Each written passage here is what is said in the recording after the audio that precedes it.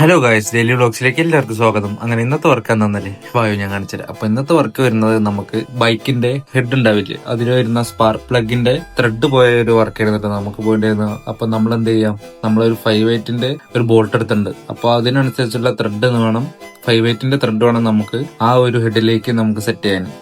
അത് കഴിഞ്ഞിട്ട് നമ്മൾ ആ ഒരു 5/8 ബോൾട്ട് തുളയ്ക്കണം കേട്ടോ.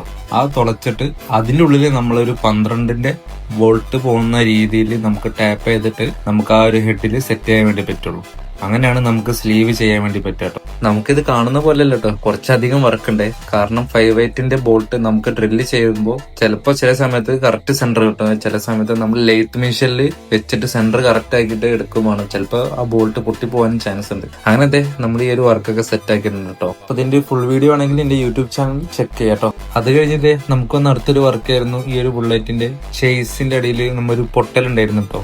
ചെറിയ പൊട്ടലല്ല, അത്യാവശ്യം വലിയൊരു പൊട്ടൽ തന്നെയായിരുന്നു കേട്ടോ ഇത് ഷെയ്സിലുണ്ടായിരുന്നത്. ഒരു കാര്യം എല്ലാവരും ശ്രദ്ധിക്കുക, മഴക്കാലാണ്. അപ്പോൾ എല്ലാവരും ഒന്ന് വണ്ടിയൊക്കെ ഒന്ന് വാഷ് ചെയ്ത് വെക്കുന്ന സമയത്ത് ഒന്ന് വണ്ടീന്റെ അടിയിലൊക്കെ ഒന്ന് ചെക്ക് ചെയ്ത് നോക്കാട്ടോ. കാരണം എപ്പോഴാ എന്താ പറ്റുകയെന്നൊന്നും നമുക്ക് പറയാൻ പറ്റില്ല. അപ്പൊ എല്ലാവരും ഒന്ന് ചെക്ക് ചെയ്യുക, വണ്ടീന്റെ അടിയിൽ എന്തെങ്കിലും പൊട്ടലുണ്ടോ, ഇതേപോലെ എന്തെങ്കിലും ക്രാക്ക് വന്നിട്ടുണ്ടോന്ന്. അപ്പൊ ഇതുപോലുള്ള അടുത്തുള്ള ഏതെങ്കിലും വർക്ക്ഷോപ്പിലോ അല്ലെങ്കിൽ ഇതേപോലെ ഇൻഡസ്ട്രിയിലൊക്കെ പോയിട്ട് നമ്മളതൊന്ന് ചെക്ക് ചെയ്തിട്ട് തീർക്കുക കേട്ടോ. അപ്പൊ അതെ, നമ്മൾ വർക്ക് കൂടെ ഫിനിഷ് ആയിട്ടുണ്ടോ. അപ്പൊ ഇന്നത്തെ വർക്ക് ഇത്രയേ ഉള്ളൂ. അപ്പൊ ഇനി മറ്റൊരു വീഡിയോ ആയിട്ട് വീണ്ടും കാണാം. ബൈ.